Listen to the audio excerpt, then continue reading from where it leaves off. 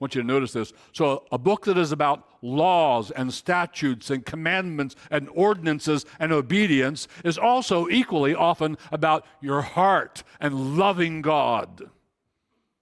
And there's no contradiction between those. The one is the root and the other one is the fruit. Your love for God is the root, and your obedience to his commandments by grace, evangelically, is the fruit. There's no contest between those. And this is what human life is about. It's interesting how Paul words this same idea in Acts chapter 17. He's in the great city of Athens. Some people heard him and said, we got to take you up to where all the philosophers are. They got to hear what you're saying. So they took him up to this place called the Areopagus, this place up on Mars Hill. And they wanted to hear what strange teachings this rabbi had to say, talking about somebody named Jesus. And here's part of Paul's sermon to them, his discourse to them, Acts 17, starting in verse 25. He's talking about God, and he says, he himself gives to all mankind life and breath and everything. And he made from one man, Adam, every nation of mankind to live on all the face of the earth, having determined allotted periods and the boundaries of their dwelling place.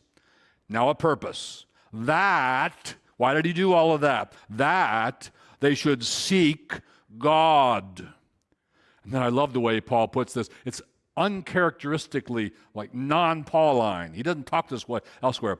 That they should seek God and perhaps feel their way toward him and find him. I don't know why I love that. It tickles me. You just picture them there with blinded eyes, but they're feeling, they're groping. Where's God? I need to find God. I want God.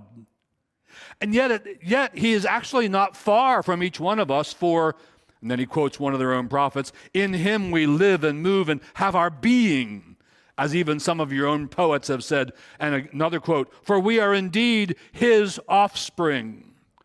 So Paul, to the Athenian philosophers on Mars Hill, is saying there's a God. You're here to seek him. That's what you're supposed to be doing. That's what this is about.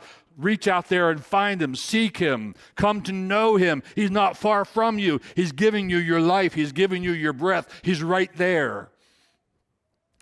That's what we're here for. That's what you're here for. If you are a stranger to the saving grace of Jesus Christ, God has, in his providence, God has brought you to this assembly today that you might hear these things and have your heart directed to the true and the living God. Oh, may it be.